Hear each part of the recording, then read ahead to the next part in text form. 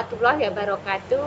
Salam bahagia, saya Ernawati, CGB Angkatan 4, Kabupaten Tulung Agung, akan menyampaikan jurnal monolog pengambilan keputusan sebagai pemimpin pembelajaran berdasarkan pengetahuan yang telah saya pelajari tentang 4 paradigma dilema etika, 3 prinsip dilema etika, dan 9 langkah pengujian keputusan di sekolah saya dengan panduan pertanyaan sebagai berikut. 1. Bagaimana Anda akan mentransfer dan menerapkan pengetahuan yang Anda dapatkan dari program guru penggerak ini di sekolah atau di lingkungan? Saya akan mentransfer dan menerapkan pengetahuan yang saya dapatkan dari program guru penggerak ini bagi praktik baik, melakukan sosialisasi dan aksi nyata dengan murid dan warga sekolah dan lingkungan. Saya juga akan mentransfer dan menerapkan pengetahuan dari program guru penggerak ini melalui media sosial. Selain itu, kolaborasi dengan pemangku kebijakan dan warga sekolah dengan membuka ruang diskusi positif untuk meningkatkan kualitas pembelajaran. Bekal selanjutnya yang harus saya miliki adalah kesadaran penuh untuk bergerak dan sekaligus mampu mengontrol sosial dan emosi, dan mampu membantu penyelesaian masalah baik itu dari murid maupun rekan sejawat atau warga sekolah. Dalam menjalani semua proses dan aksi nyata ini, tentunya pasti akan dihadapkan dengan masalah-masalah. Untuk itu, saya harus mampu menelaah masalah apakah itu berupa dilema etika ataukah berupa bujukan moral. Saya harus mampu menentukan langkah-langkah dalam kebijakan mengambil sebuah keputusan. Pertanyaan kedua, apakah langkah-langkah awal yang akan Anda lakukan untuk memulai pengambilan keputusan berdasarkan pemimpin pembelajaran? Pertama, saya harus melatih keterampilan diri dalam memahami setiap masalah yang saya hadapi, apakah itu merupakan dilema etika ataukah bujukan moral, supaya nanti tepat sasaran dalam menentukan sebuah keputusan. Kedua, dengan mengidentifikasi dilema etika berdasarkan 4 paradigma dilema etika, yaitu individu lawan masyarakat, rasa keadilan lawan rasa kasihan, kebenaran lawan kesetiaan, jangka pendek lawan jangka panjang.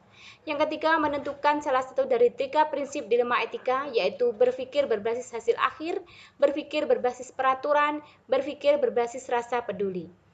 Keempat, dengan menerapkan 9 langkah-langkah pengujian keputusan dalam permasalahan yang saya hadapi. Yang kelima, mendiskusikan dengan pemangku kebijakan dan rekan sejawat untuk menentukan langkah-langkah pengambilan keputusan yang cepat, tepat, dan efektif agar semua bisa berjalan dengan lancar dan sesuai dengan harapan. Terakhir, mengambil pelajaran sebagai acuan dalam penyelesaian yang lebih baik pada kasus-kasus selanjutnya.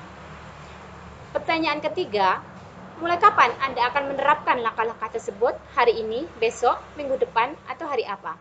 Saya akan menerapkan langkah-langkah pengambilan keputusan sebagai pemimpin pembelajaran mulai saat ini. Dan saya akan mempraktikkan dalam setiap masalah-masalah dilema etika dalam pengambilan keputusan yang saya hadapi baik di lingkungan sekolah ataupun masyarakat.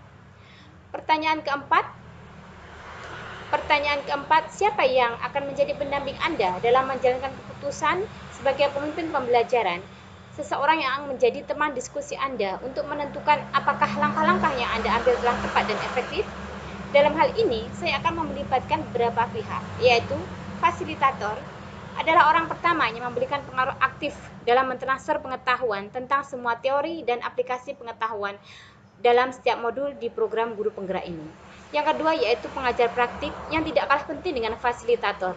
Meskipun pendampingan hanya dilakukan beberapa kali dan saat pertemuan luka karya, namun peran pengajar praktik dalam pendampingan dan pembinaan setiap pengetahuan dan keterampilan dalam pengambilan keputusan sangatlah penting.